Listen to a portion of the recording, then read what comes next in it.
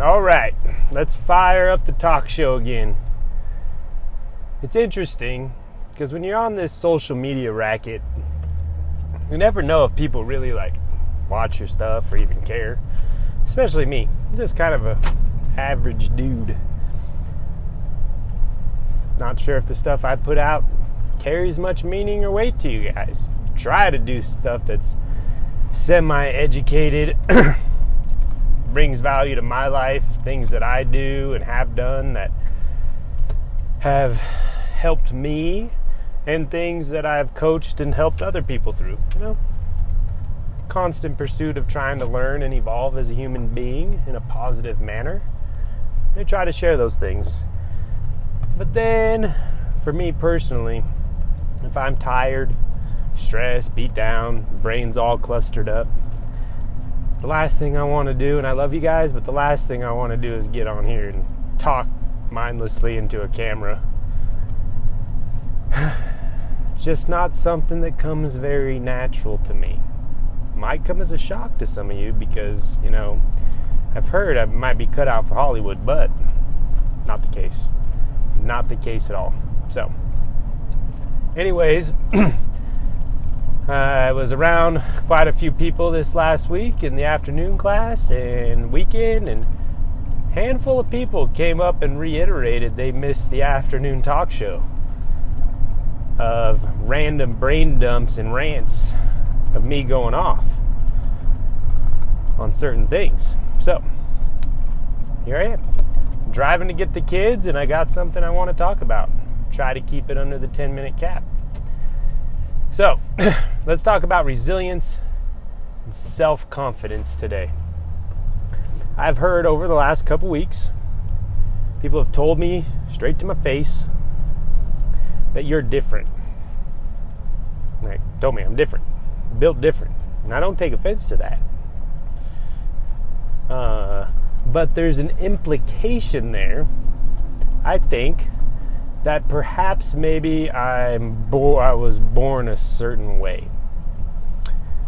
And any personal development guru, most of them are dipshits, but anybody out there worth their weight who has actually done something in their life will tell you, self-confidence, resilience, it's not something you're born with. It's something that's earned day in, day out. Day in and day out. So let's talk about it. Some of you guys and gals know that I did suffer camp.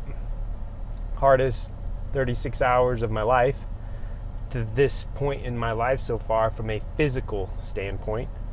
I will argue from a mental standpoint, going through what I went through with Claire in the hospital with her was one of the most mentally and emotionally challenging. It was the most. Prior to that, getting through COVID as a business owner was probably one of the most emotionally, mental health-wise challenge I've ever, been through. I mean, these are two of those obviously are things that were not planned, right? Not foreseen, not something you train for. I don't wish any of that stuff on anybody, especially when it comes to your kids. A business is a business. Yeah, it's stressful. Going through COVID sucked, but at the end of the day, if everything was stripped away from me, I'd wake up the next day and go find work. I would provide for my family. I would do whatever needs to be done to take care of my family. There's a level of confidence in that. So, and I also believe in the Almighty, that He has a plan for me, even if that plan includes me crawling through mud for a while. So, it is what it is. As long as it's affecting me and not people I care about. And when it starts affecting people I care about, it's a little bit more difficult for me to deal with at times. Particularly my kids and my family. So, I'm just going to tell you right now, the rest of this is going to be on YouTube because this is going to be longer than 10 minutes. All right? Cheers to that. So, we have suffer camp. Hardest physical thing that I have done to my body to date. why would one do that? First, I signed up for summer camp. One, I got a big block of continuing education credits that I needed because I procrastinated-ish. The continuing education I had planned on doing was going to take place when Claire ended up in the hospital. So things got thrown a little bit sideways. I had to do something to knock out a big block. Suffolk Camp gave me that block. But as I said in a previous video a while back, there were a lot of guys there. There's 9 of us. Only 2 of us were there in the CrossFit realm getting continuing education. The rest of the guys that were there, just personal development, trying to be better humans, stronger physically. It's not training. It's very unhealthy physically. It's mental preparation is what it is. All right? It's using physical tests to develop your mental fortitude. That's what that's all about. All right, so we did that. And let me tell you, I found another notch in the belt there. All right? Found out a little bit more about myself, what I'm capable of, internal fuel that I can draw on to get through hard things.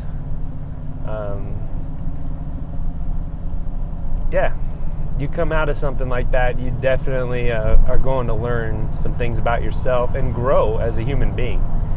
You will be more resilient.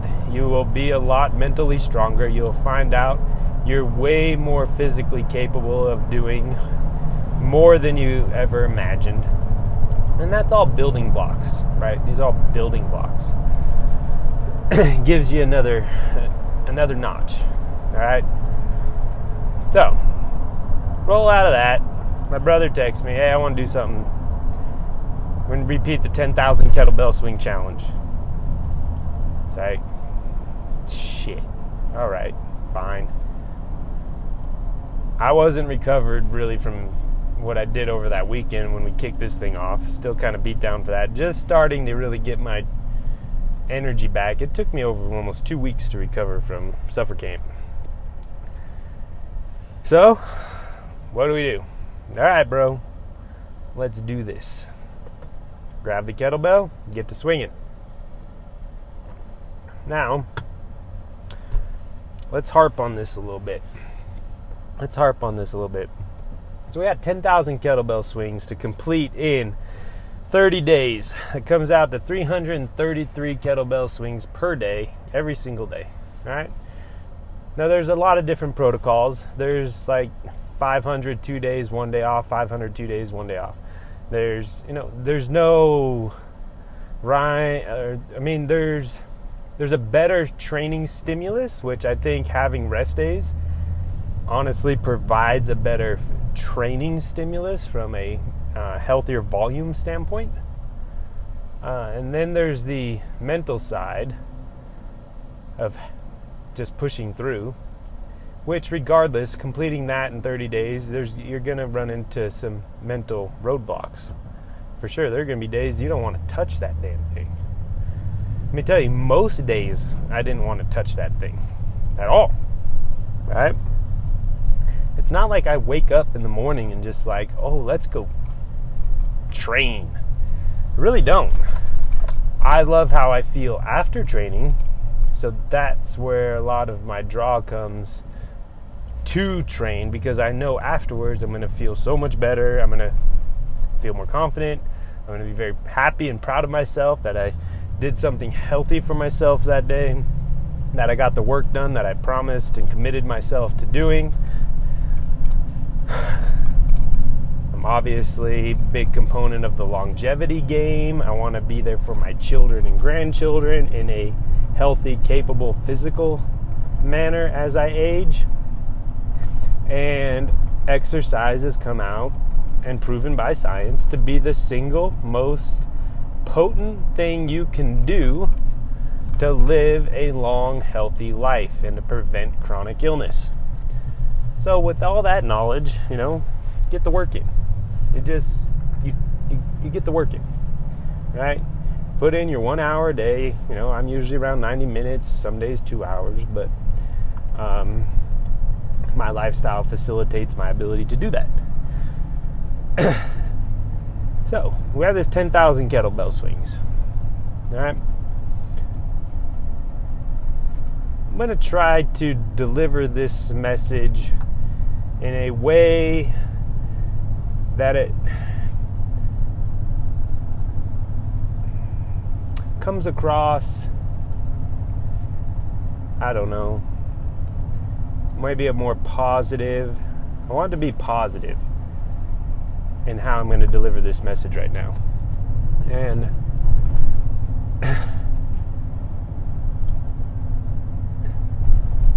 it's just really hard to do that without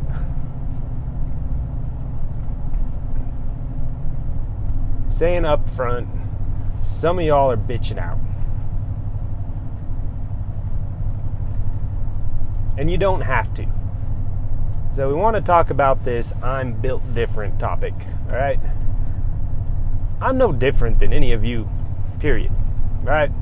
We all breathe the same air, we bleed the same blood. Now, there is genetic components that facilitate physical aptitude, all right? But at the end of the day, we kind of all got the same shit going on for us, all right? We can figure it out. And one of my big things is, growing up, me as a human being, when I commit to something, I tend to do everything that I can to possibly to follow through with it. It's that simple. So, that's where self-confidence comes from. A little secret, you might have not heard that before, you might have. Self-confidence is developed when you keep promises to yourself. And I'm going to tell you that a majority of society absolutely does not keep promises to themselves. So if you want to develop self-confidence and you want to be different, you need to start keeping promises to yourself. All right? It's that simple. So, challenge comes out, get all hyped up, excited. All right? Something cool, something different. No, your friends are doing it. And you start swinging that kettlebell. You get 5 days in. That day 6, goes to shit. Right? Something comes up, something throws your day sideways, you can't get your hands on the kettlebell, and you miss a day. All right, 333 reps behind. Feels daunting. Because now, to stay on schedule, the next day you got to swing 666 reps. Nobody wants to swing 666 reps, so you got to do at least 667, you know what I'm saying? So you get behind one day. And then you decide, okay, I'm going to make up an extra 50 tomorrow. I'm going to do, 383 reps for the next 4 days and catch up. All right? And then something else comes up. And you miss out again. Then you get behind again. What do you do? Well, I'm going to tell you what to do. If you want to build self-confidence, if you want to learn to overcome adversity, obstacles, if you want this to translate into a metaphor for life that you can actually use, this is what you do. You suck it up and you figure it out. That's what you do. I don't care if you got a full-time job, 15,000 kids, whatever commitments, whatever obstacles come up. Now, I will say there are situations. You're taking your kid to the hospital and some crazy shit goes on in your life like that, or worse, call an audible. There are priorities over completing the kettlebell challenge. But if your day goes sideways for something quote-unquote minor, and it happens to all of us. School calls, kid's sick, you got to pick them up. You still get your reps in. It's possible. And where I get at with this being a metaphor for life is everybody's got these goals and they want to achieve things, but the second it gets a little tough, they pretend like the work doesn't need to get done. Newsflash for you. It feels like it was January 1st yesterday. It's already the end of July today. That time flew by. What I'm getting at with that is time doesn't stop for you because whatever excuse or whatever thing came up and disrupted your day. So when you have these goals and these objectives that you're trying to accomplish, and you let little things stack up and get in your way of accomplishing these objectives, you just chronically get behind. So the kettlebell challenge can be, and in my mind should be, a metaphor for life. If you're doing the swings just to build a fatter ass, if you're doing the swings just to add a little fitness, chances are you're going to give up. But if you're doing the swings to change and evolve your personality, to evolve your resilience, to commit to something that's difficult and challenging to overcome adversity, that's where you're going to start winning, and that's where these lessons are going to translate into other aspects of your life. Now, so that's the purpose for me. That's the why, okay? Why did I do it in 14 days? It wasn't healthy. I was pretty fatigued, pretty beat up. One, I wanted to push the pace and see if I could. And two, on those days where I got a little behind, can I make it up? Could I get the work done regardless of the situation? And the answer has proven to be yes. I went camping. There's a couple days there the kids had to be with me. Now I will say I have an advantage. Now I did not do any kettlebell swings while I was working, coaching, all right? Now here's the advantage. I have a gym full of kettlebells, all right? So I have one at work. I have a kettlebell at work. That's known fact. I also have a kettlebell at home, all right? Also known fact. But most of the time, my daily time commitment to that kettlebell, other than twice, was less than 40 minutes. Most days, it was a 20-minute block, maybe a couple 10-minute blocks sprinkled in. Like I would do 10 minutes in the morning before I started work, 20 minutes after my workout, and then 10 minutes in the afternoon. That was it. So 40 minutes of total time invested to accomplish this in 14 days. There's that one day I went almost 2 hours, and that was just to see what kind of debauchery I could put my body through and my mind through. So I had that advantage. And I'm going to tell you where some of the other folks leveled up big time. You know what they did? They got a kettlebell. So now we're on an equal playing field. One person had a kettlebell. Came to the gym in the morning, did kettlebell swings before group class, usually logged in 15-20 minutes of swings before class. This person also had a kettlebell at home, logged reps, took some fitness snack breaks throughout the day, stacked reps, got it done.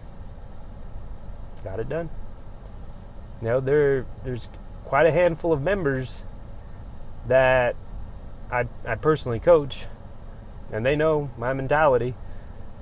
If you commit to it, you get it done. It's that simple. You overcome the obstacles, you overcome the excuses, and you get it done.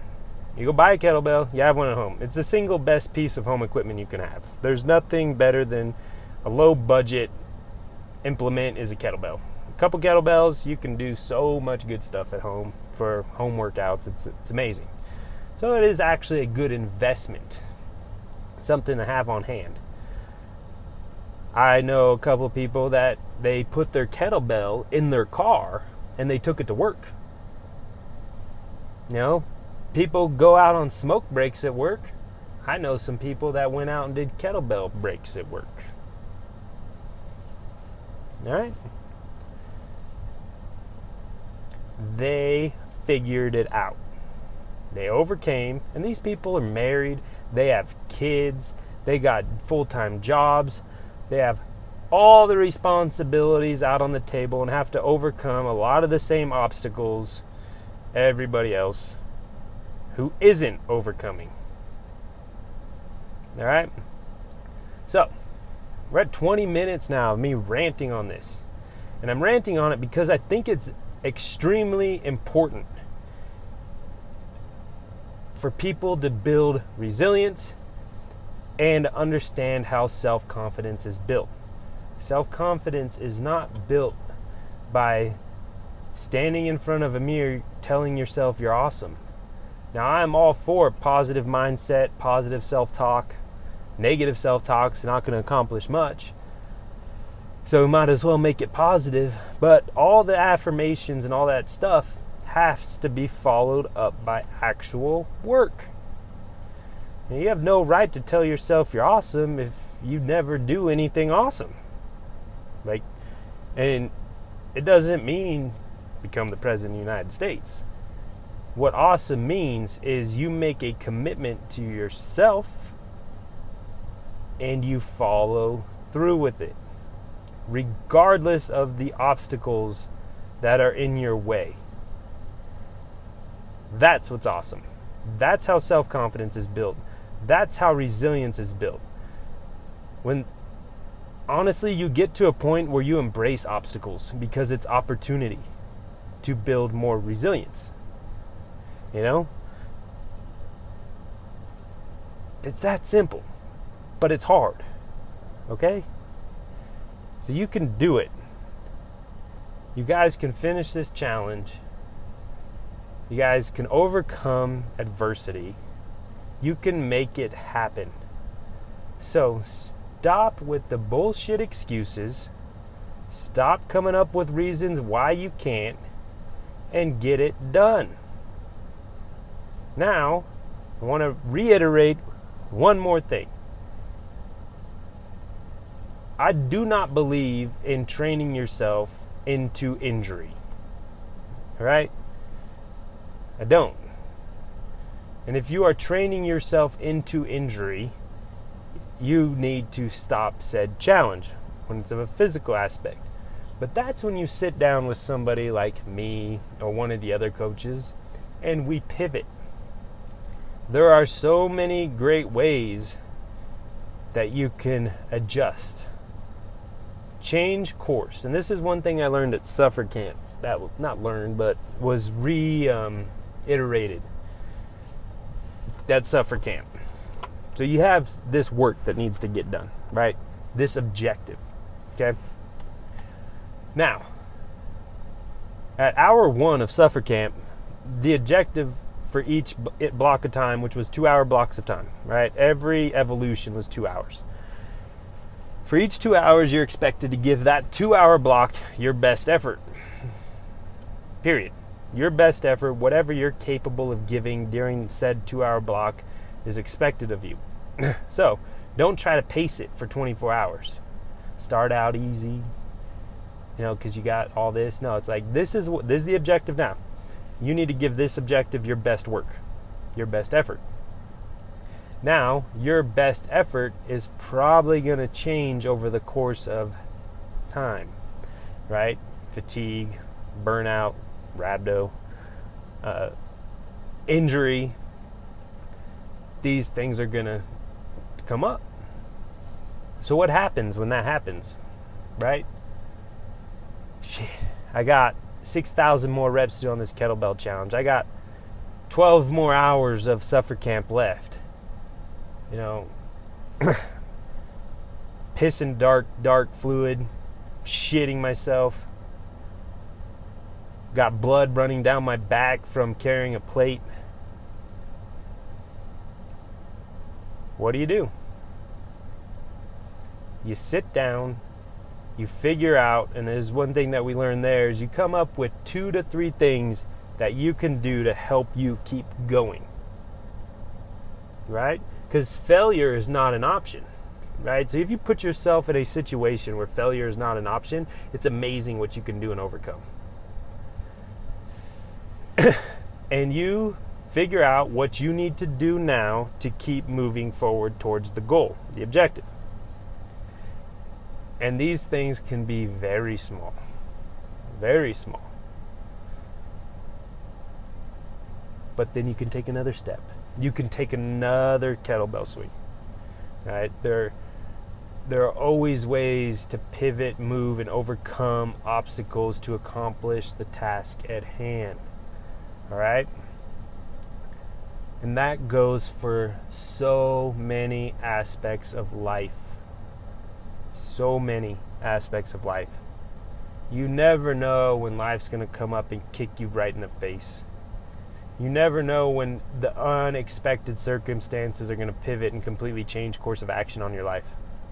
Do you quit? Nope. Now I wear this little deal on my hand. Can't really see it, but it says, it's upside down right there, but it says, "We never quit." I've worn this little white rubber bracelet for probably over 20 years now. Yeah, see? It says it right there. We never quit.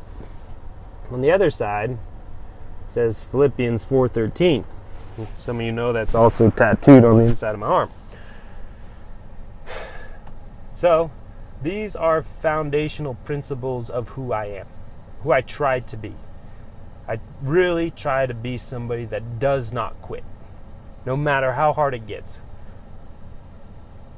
And then I fall back on my faith.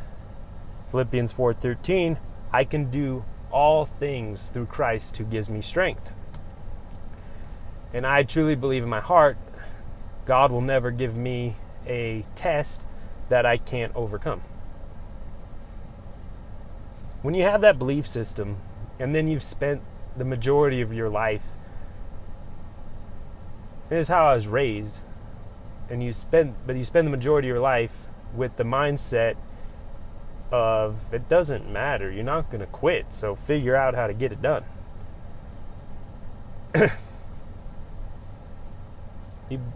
You start to become different, I guess. So I've been told, right? People say I'm able to suffer and play in the dark place when it comes to exercise, and I'm able to do things, I guess. I mean, I still am a work in progress, and I feel that I'm a work in progress. So it's hard for me to really, get on my high horse when I feel personally that I'm still a huge work in progress, that I'm not even close to where I want to be, in life and goals, who I am as a father, a husband, a coach. But these are the mindset and the things that I use and fall back on to continue to climb forward. And another big thing for me that's happened in the past years is I've really focused a lot of energy into falling in love with the process more than the outcome. I've learned time and time again that if I win something or I complete something, it's not as exciting as I think I built it up to be in my head, right? I have come to understand myself in a way that I despise losing and the feeling I get if I quit on myself way more than I enjoy winning and completing. So if that makes some sense to you about my mindset there, I hate the feeling if I felt that I quit something that I look back on the next day or the next week and I'm like, I didn't need to quit that. And I'm really disappointed in myself, and I hate that feeling. That feeling sucks, and I despise feeling that way a lot. You know, I don't like losing to myself. I mean, I've said it before, but not my whole me. It's me against me now. I'm not doing much to compete against anybody or anything. It's me versus me. So I hate losing to a previous version of myself. So if I'm down in the dumps, beat down one day, and it didn't go well, and if it's reasons that I think through that, you know, I could have overcome that, Derek of yesterday would have overcome that. Why did Derek today bitch out? Those are internal dialogues that I have often. And I tried to avoid having those dialogues by knowing I gave that day and what I was doing and what I planned to do my best effort. Now, I'm not going to say every day is like my best effort.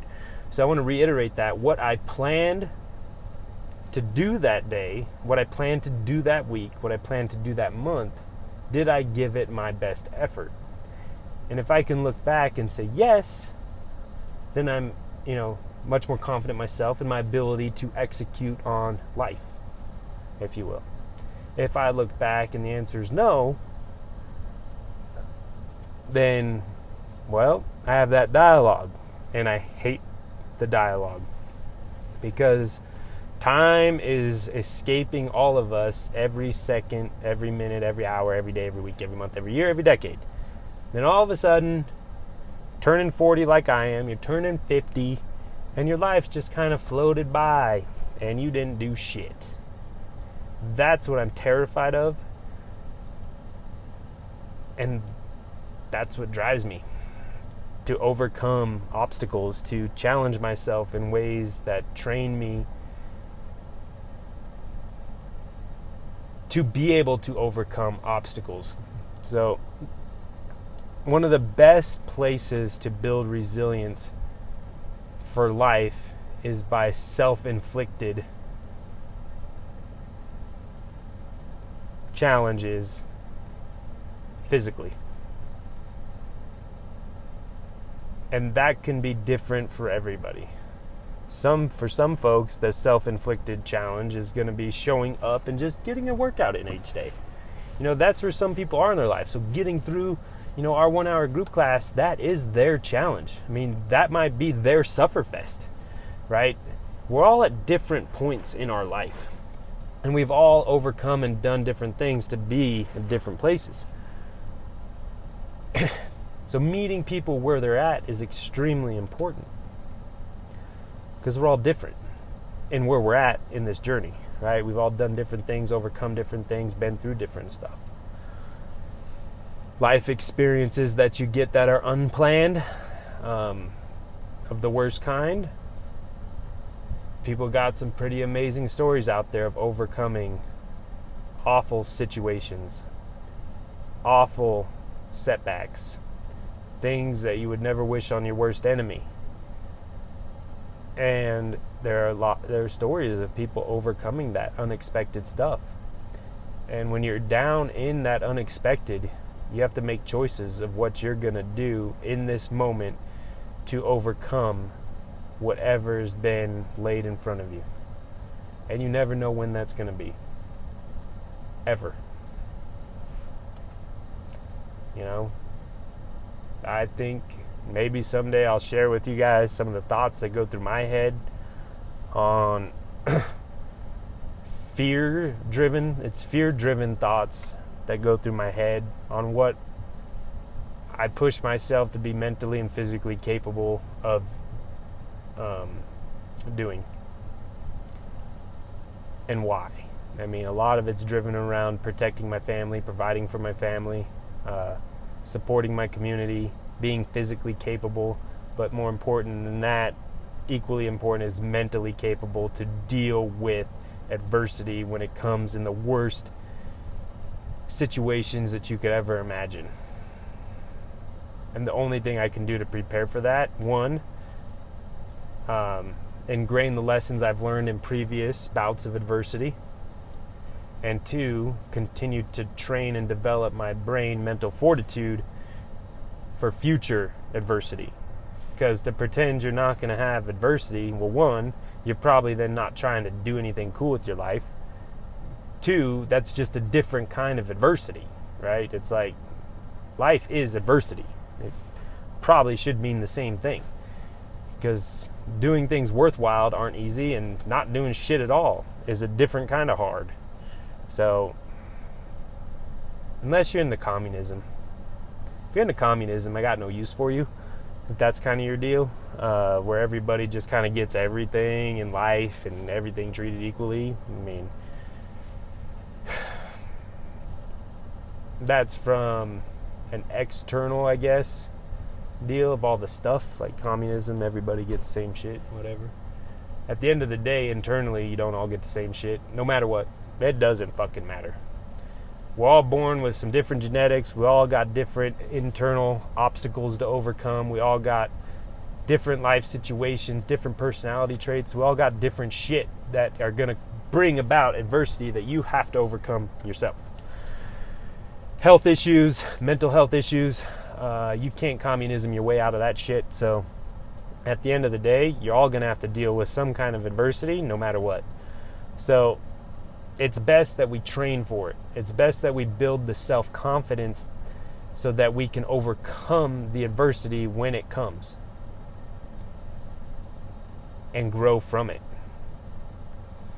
And in a sick, sadistic kind of way, embrace it. And when you tip over into that side of things, you have to be a little careful. Talking kind of from current experience, you have to still be smart. You have to still, it's different. So, you guys, I love you. I want the best for you.